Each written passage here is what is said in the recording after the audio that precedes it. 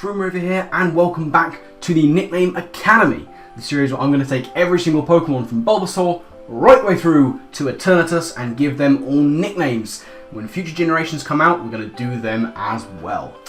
Yes, indeed. Now, today marks the last episode of Gen 3. We are nearly there, gang. We have just one more to go, and then we'll be done with Gen 3 and can move on to Gen 4. That means it's legendary time, but given that we left off with Relicanth, first things first, we've got to start off with Luvdisc. Luvdisc is going to be called FRISBAE because, very simply, it kind of looks like a frisbee, but it's associated with love. One of those awful words for love is bae. It's nasty words. Never going to use it myself if I can avoid it, but that's what Luvdisc is going to be called, FRISBAE. Now, next up we have RAYGN. RAYGN is going to be called Maya. Not named after a person, but in fact named after a place, Maya Bay in Thailand. Which, fun fact, was the setting for that film The Beach with, I think, Leonardo DiCaprio, and had a song done by All Saints, I want to say.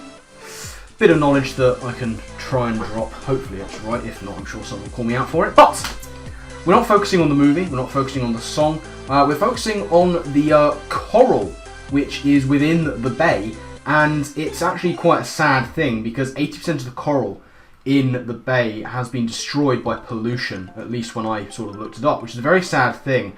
There's a lot more we need to do to protect coral reefs and stuff like that. But with 80% of the coral gone, that's a lot of the bay that has gone. So it's unfortunate we're taking quite a sad thing to nickname this Pokemon, but yeah, a lot of the bay has gone, so yeah, RAYGN. RAYGN. Gonna be called Maya. Sad times, but that's where you get a nickname. Slightly simpler is RAYGN's evolution Shelgon, which is going to be called Homeless Crab, because its shell is gone. Done. Easy. Easiest nickname of all time. Shelgon, Homeless Crab, because its shell is gone. Next up we have Salamence, the evolution of Shelgon, and that is going to be called Worthington. Named, another X-Men based name, after Warren Worthington III. Now he is a character in X-Men. He plays Angel, or sometimes I think he's called Archangel. I think it's the same person. It might be after some kind of transformation, but we're going to go with the Angel aspect of it. And his mutation is that he sprouts wings, these magnificent angel-like wings.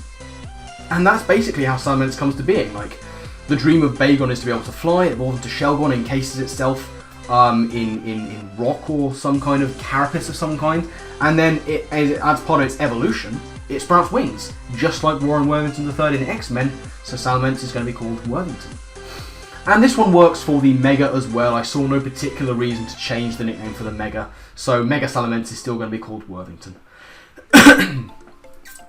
Next up we have the first line of the second pseudo-legendary, first Pokemon of the second pseudo-legendary line of the generation. That is going to be Beldum. Beldum is going to be called CLEMUS. And there is a very strange reason for this, and it all starts with the gym. So, in the gym, you have dumbbells among many other things, and dumbbells are used to gain muscle. Or at least part of using dumbbell will help you, like, you know, gain muscle or evolve your muscle, make your muscle better and stronger. But Beldum is basically dumbbell inverted. You know, you got the bell and the dumb, you move that aside, you get dumbbell.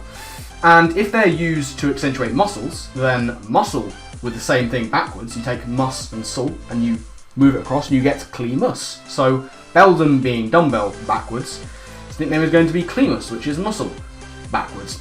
Again, I had real trouble thinking of a Beldum nickname, so I had to think outside the box with this one. Don't sue me. Beldum is going to be called CLEMUS. An easier one to remember is the nickname for its evolution, Metang. And this is much better nickname, don't worry about this, you'll like this one. Metang is going to be called Katara, and it's one of the many nicknames I have in this series, which is based off of Avatar: The Last Airbender.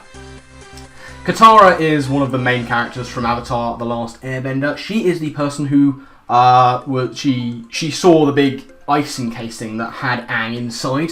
So basically, she was the person who first met Aang. Metang, going to be called Katara for that reason. Lovely stuff. And Metang's evolution is, of course, Metagross, and this one is going to be called 145. Very, very simple reason for, well, it's not a simple reason, but there is a very good reason for this, even though it's not number 145 in any kind of deck. So Metagross is going to be called 145. Now, we're going to take the two parts of Metagross's nickname and split them up into Meta and Gross and see what those two mean. Well, Meta is Latin for after, and a Gross is another term for 12 dozen. I don't know why they decided to come up with a term for 12 dozen. Seems weird that they come up with a term for 12 and call it dozen in the first place, but 12 dozen is called a gross, and 12 dozen is 12 times 12 is 144. So what comes after a gross? What comes after 144? 145. Meta gross, 145. Excuse me, bit of a cough. Need to get some water after this. But, again, much as with Salamence, Mega Metagross is going to keep the nickname 145. Again, I saw no real reason to switch up the nickname here. You know, it just moves its arms from being on the floor to pointing forward and the claws getting longer. So, yeah, nothing really new to work with there. Mega Metagross maintains the name 145. I will scroll down because we are into the realm of legendary and mythical Pokemon, starting off with the Regi trio, and that starts off with Regirock. Now, Regirock is going to be called Fallout. The reason for this is based off of Fallout 76. Not actually for anything within the game itself, but we're more focusing on the number 76. In the Pokédex, number 76 is Golem, and Regirock is literally a Golem. It's probably the most Golem-like of all the Regis, because it's made of earth and rock and stuff. So yeah, it's a Golem. Golem is number 76, and so 76 associated with the Fallout games, Regirock is going to be called Fallout. Next up, of course, we have Regice, and Regice is going to be called Hookline. Reason for this, it's based off of that well-known saying, hook, line, and sinker, which basically means, you know, done deal, sorted. Oh, he fell for it, hook, line, and sinker. He was completely fooled. He was done. Regice is going to be called Hookline because Regice is the iceberg Pokemon in the Pokédex. And the iceberg is what sunk the Titanic, so the iceberg is a sinker. So Regice being the sinker, we just need to add the hook line. So Regice is going to be called Hook Line. The final Pokemon in the Regi trio is of course Registeel, my favourite and most used of the Regis, and that is going to be called Thatcher, because never thought I'd name a Pokemon after Margaret Thatcher, but here we stand, or sit in my case. Yeah, it's named after Margaret Thatcher. She was known as the Iron Lady, and Registeel is just a big iron body. So, very simply, Registeel is going to be called Thatcher. Now we move on to the legendaries proper, and first up we have Latias, one of the Eon duo, and these two names for Latias and Latios are very closely linked. They both come from the same place for me. Latias is going to be called Redmond, and this is named after one of the canon characters from the whole sort of backstory thing to the precursor to Overwatch, for me, which is Team Fortress 2, very specifically. Team Fortress 2 is a very simple game of red versus blue with classes, and it is Team Red and Team Blue. And the canon lore to the whole Team Red versus Team Blue kind of fighting is, I think, of two brothers. One's called Redmond and one's called Blutarch. And Redmond is the one who is Team Red, and Blutarch is Team Blue. And, you know, Latias is red, Latios is blue. Latias being the red one is going to be nicknamed Redmond. And it's the same for the Mega. I know that the Mega loses the colouring, but it's still the same Pokemon. And I couldn't think of anything better. The two Megas look too alike to think of a new nickname, so Mega Latias is going to keep Redmond. So after Latias comes Latios, and I think you can pretty much see where we're going with this. It's going to be called Blutarch, for exactly the same reasons, but from the opposite side of the story, as Latias is called Redmond. Yeah, Blutarch was the blue one of the brothers. You have this all red versus blue vibe going on. Latios is going to be called Blutarch, and Mega Latios is going to maintain that nickname as well. Now we're going to get into the final Pokemon of Gen 3, and we start off with Kyogre. Kyogre is going to be called Okada, and he is named after Kazuchika Okada.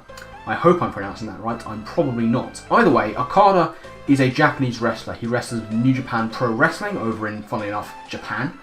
And he's one of the most famous wrestlers over there. He's one of the biggest names. He's had multiple 5-star matches. His feuds with Kenny Omega are legendary in the world of wrestling. But Okada, his finishing move is basically he grabs his opponent by the hand, pulls them in, and delivers like the most savage like clothesline lariat of all time. It's called the Rainmaker, and it's one of the biggest moves going in New Japan from one of the biggest players in New Japan. But you know, Kyogre is the OG rain summoning Pokemon, so he is the OG Rainmaker. So he's going to be named after the man who uses the Rainmaker, and that's Okada. And we're going to keep the same nickname for the primal form of Kyogre. Again, it's the same kind of thing. He summons even more rain, so there's no reason to change the name whatsoever.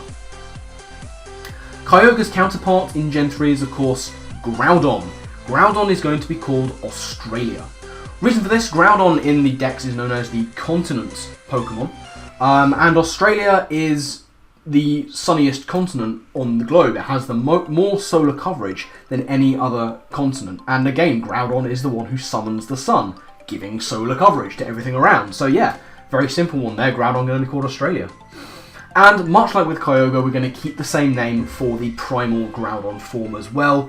Once again, it summons even more sun, much the same way as Kyogre summons even more rain. No real reason to switch up the name for the primal form, so that is also going to be called Australia.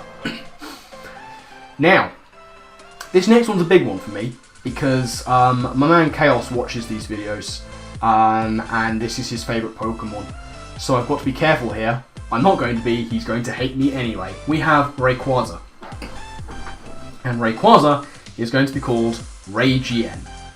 Why are we calling it RAYGN? Well, it's based off of an acronym AGN, which stands for Active Galactic Nucleus, which is another name for something called a quasar. Now, I don't really know what a quasar is. My research didn't go that deep, because if I looked really deep into what a quasar is, I'd have been there for years, and my brain is not a science one, it's a creative one. So yes, AGN is an active galactic nucleus, which is another name for a quasar.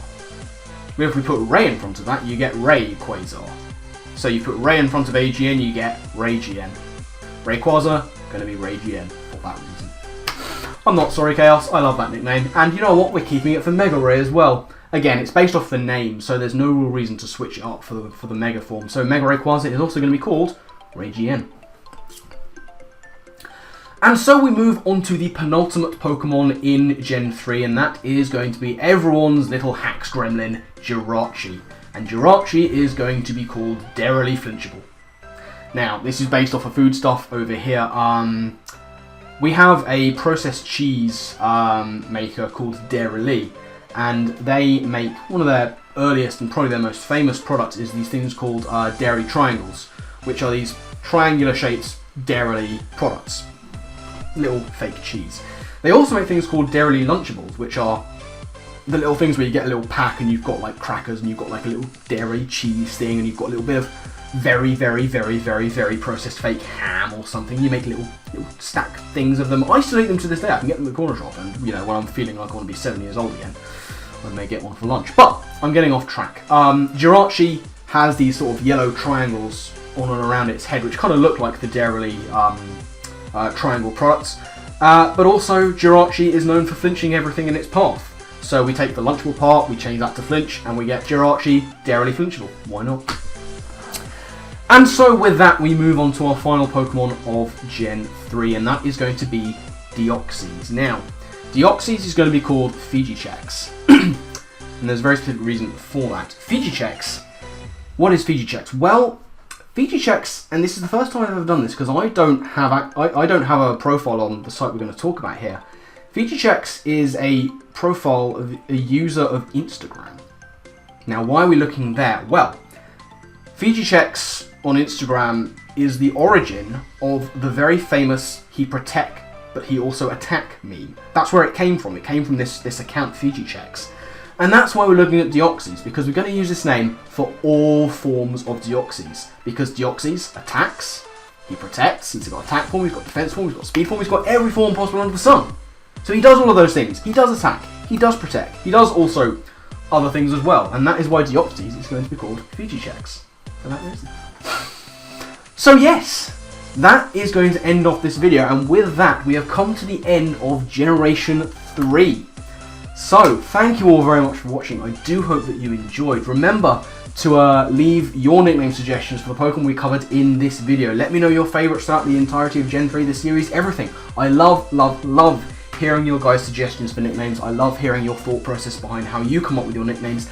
And remember, every Pokemon deserves a nickname, so make sure you give them one. Next video, we're going to be kicking off with Turtwig in Gen 4, but it might be a little while till we get there because I've still got a lot of Gen 4 nicknames to get done, but I'll try and get them done as quick as possible so we can really crack on with this series. I love doing it. It's one of my big brainchild babies, this series of nicknames. It's something I've wanted to do for ages, and I'm really loving doing it.